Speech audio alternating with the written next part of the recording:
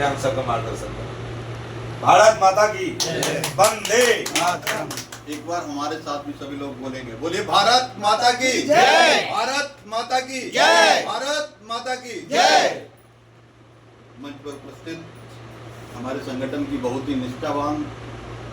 संघर्षशील और पूरे राष्ट्र के अंदर विशाल युवा हिंदू वाहिनी संगठन की एक मसाल को लेकर हमारे साथ करीब 6 वर्षों से कार्य कर रही बहन रेखा गुजर जी, दूसरी हमारे मंच पर ही उपस्थित महाराष्ट्र प्रदेश की प्रदेश अध्यक्ष और तमाम जो सामाजिक कार्य हैं उनमें निरंतर ही अपना योगदान देती रहती हैं और सनातन धर्म के लिए पूर्ण रूप से समर्पित सरगम लोहिया जी हमारे साथ में, हमारे संगठन के बहुत ही जुझारू और हमारे मित्र भाई भी हैं, राष्ट्रीय सचिव सुरेश राणा जी। और आज जो ये कार्यक्रम हो रहा है,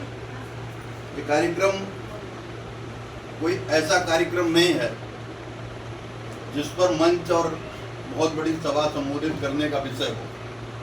चौहान साहब से मेरी वार्ता हुई, मैंने कहा कि भाई मैं चाहता हूं कि व्यक्तिगत तौर पे आप लोगों से हमारी भेंट हो जाए। 2 साल से हम लोगों के बीच बात हो रही है और चौहान साहब, विनोद जी,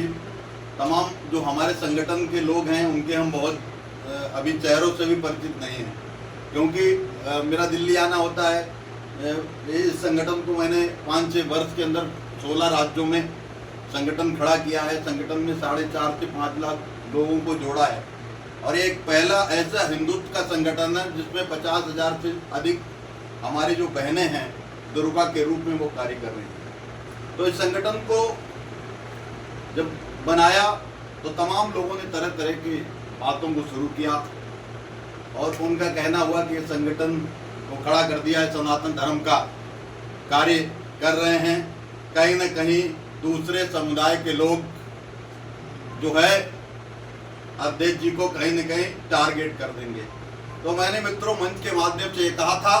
जिस समुदाय के लोग टारगेट करने के लिए हिंदू समाज के या सनातन धर्म के किसी भी साथी की जिज्ञासा भी करेंगे तो विशाल युवा हिंदू वाहिनी संगठन का मात्र इसीलिए गठन किया गया है कि उनके मनसूबों को जहां पर भी वो सोचेंगे उनके कुचक्र को कुचलने का कार्य विशाल युवा हिंदू वाहिनी संगठन।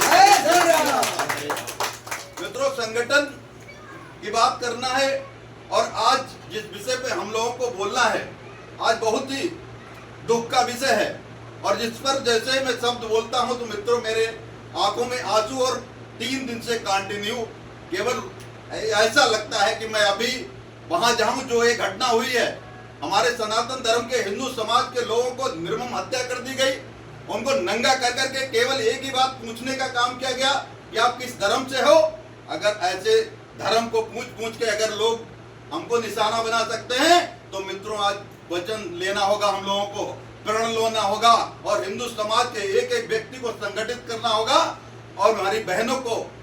अपने बच्चों को समझाना होगा कि जो ऐसी मानसिकता के लोग और इस देश के अंदर जो आतिताई और जो जिहादी लोग पल रहे हैं वो जहां पर भी मिले उन्हें पीटने का काम कर दीजिए और उनको खदेड़ने का काम कर दीजिए। मित्रों, सनातन धर्म के किसी भी व्यक्ति के खिलाफ एक भी जिहादी जो लोग हमारे देश में आकर हम लोगों को कुचल के चले जाते हैं, उन्हें अगर हम निकलते ही कुचल देंगे तो मित्रों उनका जो सांप की तरह फन फैलता है वो किसी भी कीमत में हम लोगों के खिलाफ विष का रूप धारण नहीं कर पाएगा। इसलिए हम लोगों को संगठित होने की आवश्यकता है। हम लोगों को रोना कब तक रोते रहेंगे? आज यहाँ पर घटना हो गई, कल वहां पर हो गई, आज हमारी बहन को मार दिया गया, आज हमारे पिता को मार दिया गया, आज हमारे भाई को मार दिया गया। ये सब हम लोग कब तक सहन करते रहेंगे? आज हम लोगों के बीच में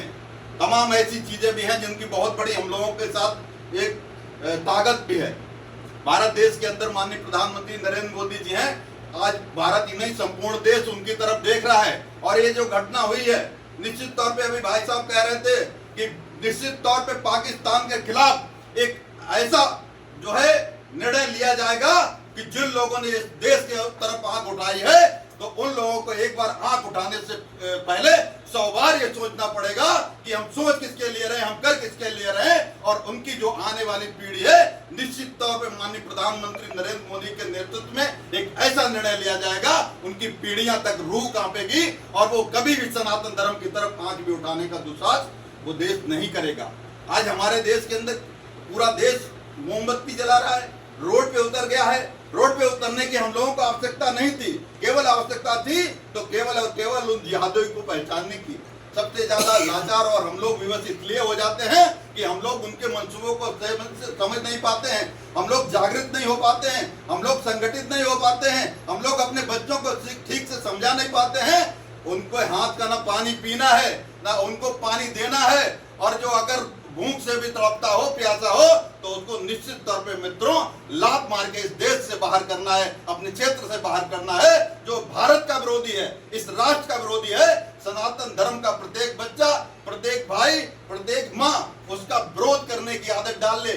इस तरीके से अगर हम लोग संकल्प लेंगे तो हम इस राष्ट्र को हिंदू राष्ट्र और सनातन धर्म का झंडा जो हमारे देश के प्रधानमंत्री, उत्तर प्रदेश के मुख्यमंत्री परम आदरणीय योगी आदित्यनाथ ने उठाया रखा है, उसको प्रचंड संपूर्ण विश्व के अंदर लहराना है। उसके लिए केवल और केवल हम लोगों को केवल कुछ नहीं करना है, केवल हिंदू समाज के व्यक्ति को जगाना है, प्रत्येक घर जाना है, प्रत्येक बच्चे से मिलना है, प्रत्येक पिता से मिलना है और प्रत्येक बहन से मिलना है, और केवल एक ही निवेदन करना है कि जो हमारे पूर्वजों ने जो सहन किया है, क्या हमारी आने वाली पीढ़ी भी उसको सहन करेगी? और जो हमारे पूर्वज होंगे, अभी हम लोगों को ज्यादा दिन नहीं हुए हैं, जिनके भी घर पे हों, उन लोगों से पूछ लीजिएगा कि इन लोगों ने हम लोगों के साथ क्या किया। आज फिर से उन लोगों की मानसिकता केवल और केवल वही चल रही है, और केवल सनातन धर्म का, हिंदू धर्म के प्रत्येक व्यक्ति का उत्पीड़न करने का उन लोगों ने जो मंसूबा ठान रखा है। अगर उनके उस मंसूबे को कुचलना है तो मित्रों हर हाल में हम लोगों को जागृत होना होगा।